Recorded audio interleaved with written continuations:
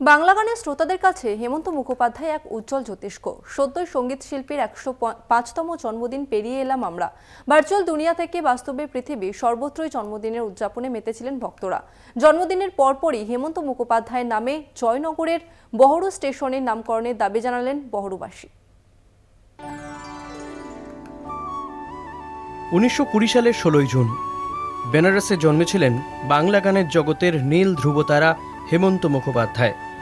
জন্মের কিছুকাল পরেই তার বাবা কালিদাস মুখোপাধ্যায় পরিবার নিয়ে চলে যান জয়নগরের বহরুর ঢিবেরহাট গ্রামে।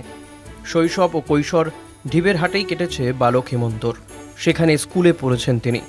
দেখভালের অভাবে বগুড়াতে প্রবাদ প্রতিম শিল্পীর ভিটে বাড়ি এখন ধ্বংসস্তূপ। ভিটে জুড়ে আগাছা, গাছ জন্মেছে বাড়ি সংলগ্ন মন্দিরেও। বগুড়াতে হেমন্ত মুখোপাধ্যায়ের স্মৃতি জিইয়ে রাখতে সরকারিভাবে কোনো উদ্যোগই নেওয়া হয়নি। 2021 সালে শিল্পীর জন্মশতবর্ষ পূর্তিতে heritage committee for greater Joynagar ও বহরা দক্ষিণ পাড়ার এক সংস্থার উদ্যোগে শিল্পীর মূর্তির উদ্বোধন করা হয়েছিল। তারপর থেকে ওই মূর্তিতে মালা পরিয়ে হেমন্ত মুখোপাধ্যায়কে শ্রদ্ধা জানান বগুড়াবাসী। তাদের প্রিয় শিল্পীর নামে বহুরা স্টেশন ও একটি গ্রামের নামকরণের আশায় দিন গুনছেন এলাকাবাসী। হেমন্ত মুখোপাধ্যায় নামে আমাদের বহরু স্কুলেও একটা ব্লক আছে। আমরা চাই এখানে স্টেশন বা এখানে একটা গ্রাম যেটা বহরু আছে সেটা যদি হেমন্ত মুখোপাধ্যায়ের নামে হয় আমরা খুব আনন্দ পাবো।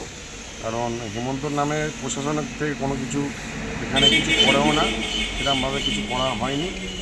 আমরা চাই এই স্টেশনটা আর একটা গ্রাম যদি হেমন্ত মুখোপাধ্যায়ের নামে হয় তাহলে আমরা খুব আনন্দ পাবো।